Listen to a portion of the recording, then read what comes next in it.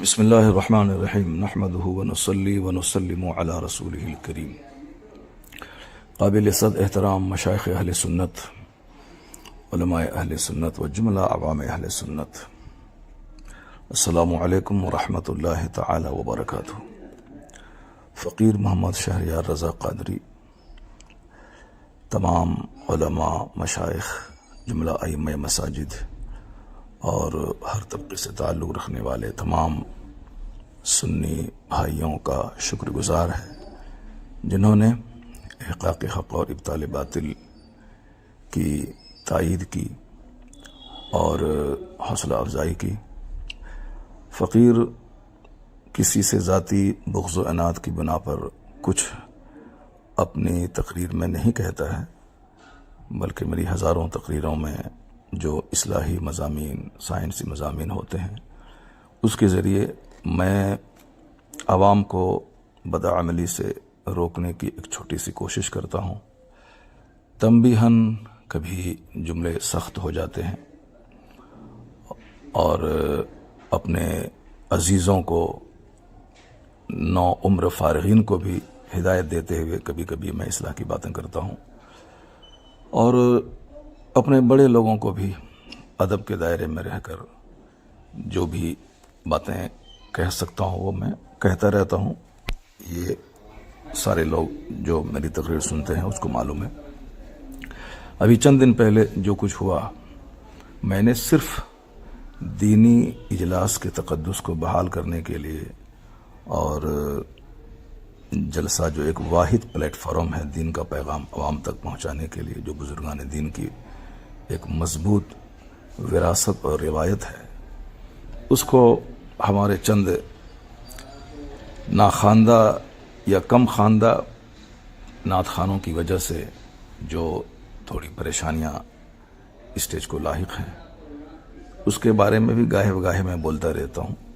نعت خوانی کی حد تک رہے، عوام بھی قاعدے سے سنجیدہ مزاج ہو کر اپنے رہنما اور اپنے شعراء کو سنیں۔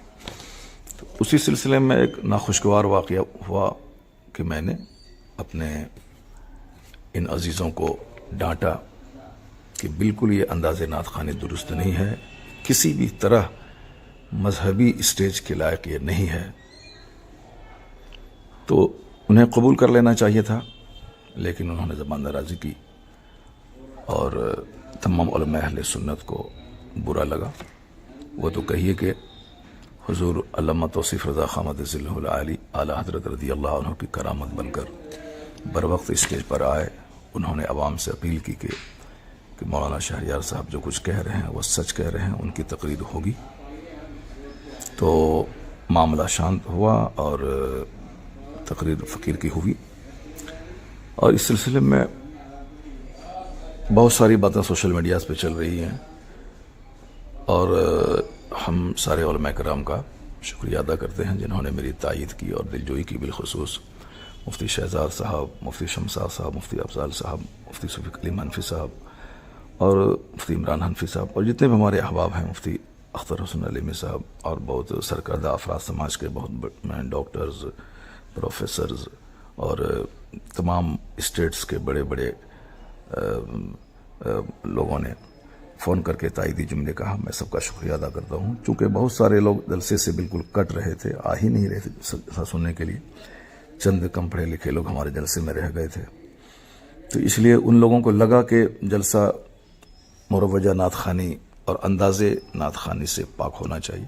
ان کو اچھا لگا کہ آپ نے ایک ہمت کی کہا، تو میں نے کچھ ذاتی بغض و عناد کی وجہ سے نہیں، صرف مذہبی طور پر الحب فی اللہ والبغض فی اللہ کا جو درس حدیث میں دیا گیا ہے، مجھے برائی سے نفرت ہے، اور اس کام کی مذمت ہمارے علماء کرتے رہے۔ میں نے بھی کئی بار اپنے بڑوں کے ٹوکنے پر میں نے توبہ کی ہے۔ ناگپور میں حسینی میاں نے ایک بار مجھ کو ٹوکا، میں نے برجستہ پورے اسٹیج میں نے توبہ کی۔ ہمارے سیمانچل کے ایک بہت بڑے جلسے 50,000 کے مجمع میں غالباً میں نے آج سے 15-20 سال پہلے سبقت لسانی سے کچھ جملے نکلے، ہمارے مشائخ نے مجھے ٹوکا، میں نے فوراً برجستہ میں نے توبہ کی۔ یہ تو ہمارے بزرگوں کا طریقہ رہا ہے، اس پر عمل کرنا چاہیے، اور اس طرح سے زبان درازی نہیں کرنی چاہیے۔ البتہ اب رہی بات کفیل امبر نے فون کر کے انہوں نے معافی مانگی ہے اور اپنے کیے پر سخت ندامت کا اظہار کیا ہے، تو حدیث پاک پر عمل کرتے ہوئے میں اسے معاف کرتا ہوں اور گزارش کرتا ہوں کہ مرتے دم تک کبھی بھی علماء مشائخ کی گستاخی نہ کریں۔ اللہ رب العزت نے جو عزت دی ہے تو اس عزت کو شرعی حدود میں رکھتے ہوئے اس نعمت کا شکر ادا کریں اور کبھی بھی اپنے ترفع اور گھمنڈ کا مظاہرہ نہ کریں۔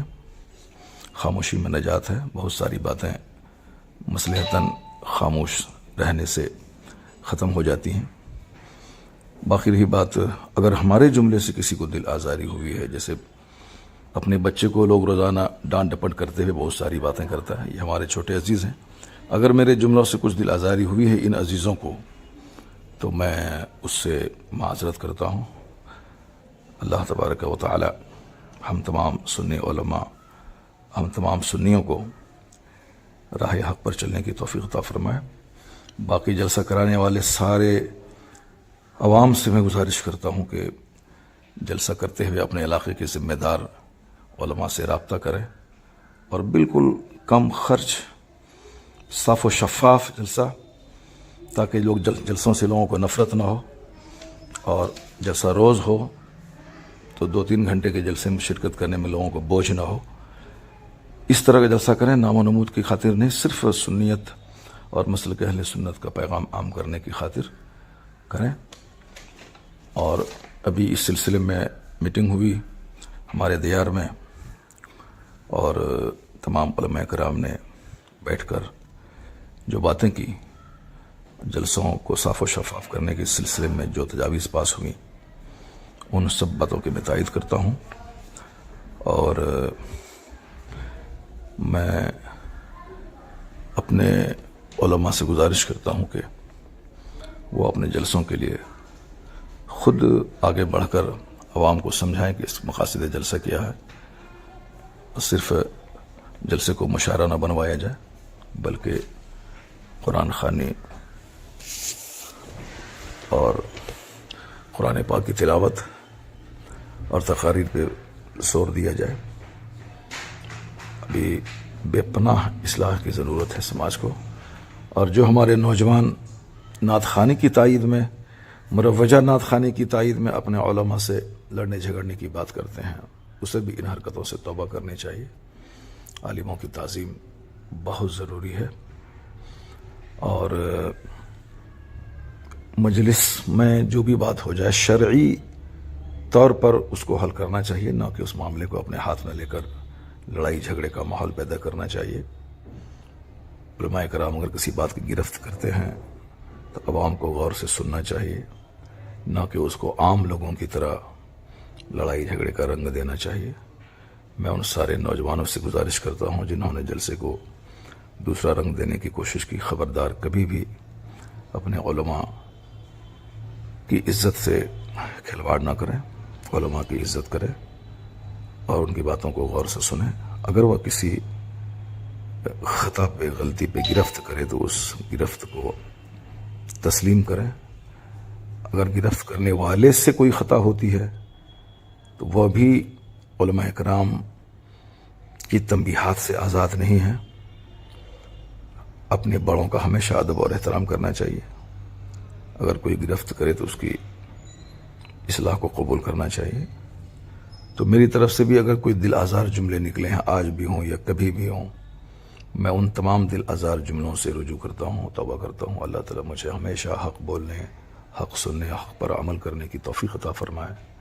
اللہ تعالیٰ مسلک اعلیٰ حضرت مسلک اہل سنت و جماعت کو خوب فروغ اور ترقی دے، اور تمام ذاتی اختلافات، بغض و عناد اور حسد اور کدورت سے تمام مسلمانوں کو بچنے کی توفیق عطا فرمائے۔